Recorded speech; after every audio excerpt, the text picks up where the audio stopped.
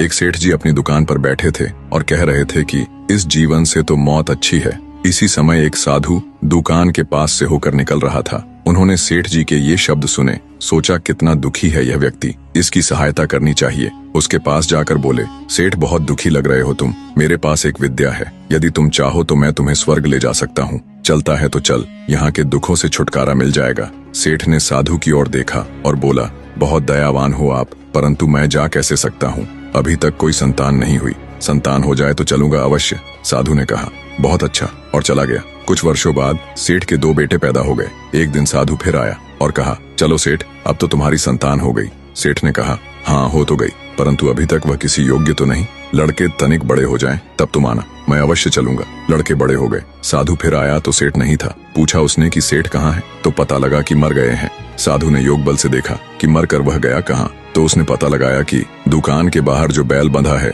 वही पिछले जन्म का सेठ है। उसके पास जाकर साधु ने कहा, अब चलेगा स्वर्ग को? बैल जो सेठ था उसने सर हिलाकर कहा, कैसे जाऊं, बच्चे अभी ना समझ हैं, मैं चला गया तो कोई दूसरा बैल ले आएंगे। जितनी अच्छी प्रकार से मैं बोझ उठाता हूँ उतनी अच्छी प्रकार से दूसरा बैल बोझ नहीं उठाएगा तो मेरे बच्चों को हानि हो जाएगी। ना भाई, अभी तो मैं नहीं जा सकता, कुछ देर और ठहर जाओ। 5 वर्ष व्यतीत हो गए। साधु फिर वापस आया, देखा तो दुकान के सामने अब बैल नहीं है। दुकान के मालिकों ने एक ट्रैक्टर खरीद लिया है। उसने इधर उधर से पूछा कि बैल कहाँ गया। ज्ञात हुआ बोझ ढोते ढोते मर गया। साधु ने फिर अपने योग बल का प्रयोग करके पता लगाया तो पता लगा कि वह सेठ अपने ही घर के द्वार पर कुत्ता बनकर बैठा है। साधु ने उसके पास जाकर कहा, अब तो बोझ ढोने की बात भी नहीं रही, अब चल, तुझे स्वर्ग ले चलूं। कुत्ते के शरीर में बैठे सेठ ने कहा, अरे कैसे ले चलेगा? देखता नहीं कि मेरी बहू ने कितने आभूषण पहन रखे हैं? मेरे लड़के घर में नहीं हैं। यदि कोई चोर आ गया तो बहू को बचाएगा कौन? नहीं बाबा, तुम जाओ, अभी मैं नहीं जा सकता। साधु चला गया।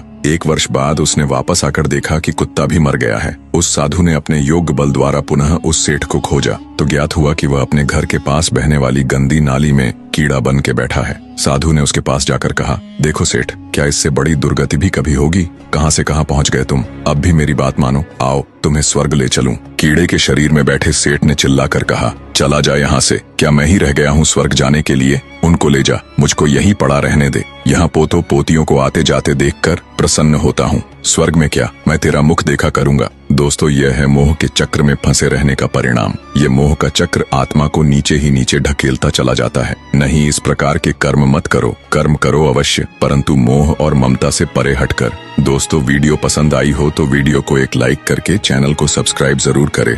धन्यवाद।